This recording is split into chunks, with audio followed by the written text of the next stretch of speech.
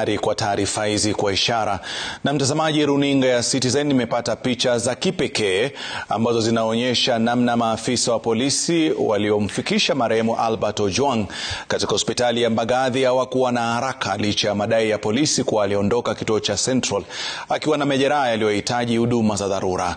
Kanda hiyo imethibitisha polisi walichukua zaidi ya dakika 20 kumpeleka katika chumba cha dharura ambako wauguzi walithibitisha tayari alikuwa amefariki kabla ya kufikishwa hospitalini. Gatete Njoroge na taarifa hiyo.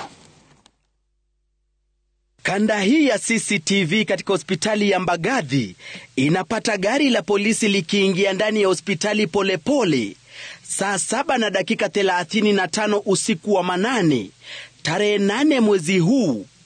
Maafisa watatu wa polisi wakikaa mbele ya gari wakishuka.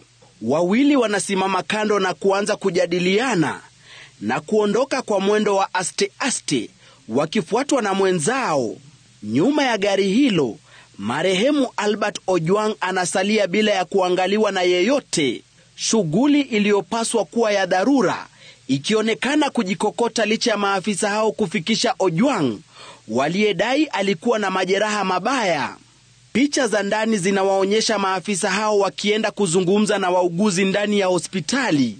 Dakika 2 baadaye wanaondoka nje ambako CCTV inanakili wakizungumza na simu. Wanarudi tena ndani na kuondoka nje tena. Wakati huu wote mmoja wa maafisa hao akizungumza kwenye simu.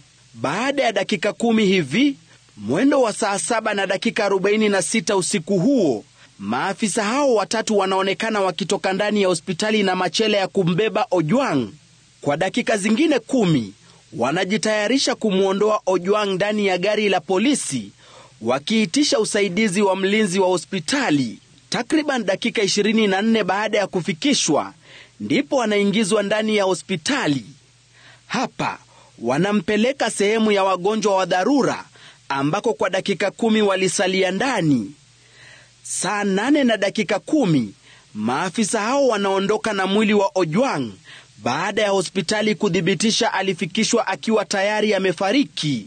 Mwendo wa saa 8:15 usiku wa manane, gari la polisi linaondoka hospitali ya Mbagathi ikiwa imebeba mwili wa Ojwang.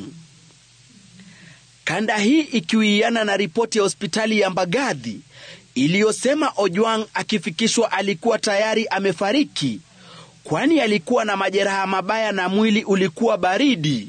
Kanda pia imedhibitisha, kando na polisi kusema alipelekwa hospitalini saa 7:39, marehemu Ojwang aliwasili saa 7:35 na kupelekwa ndani ya hospitali zaidi ya dakika 24 baadaye.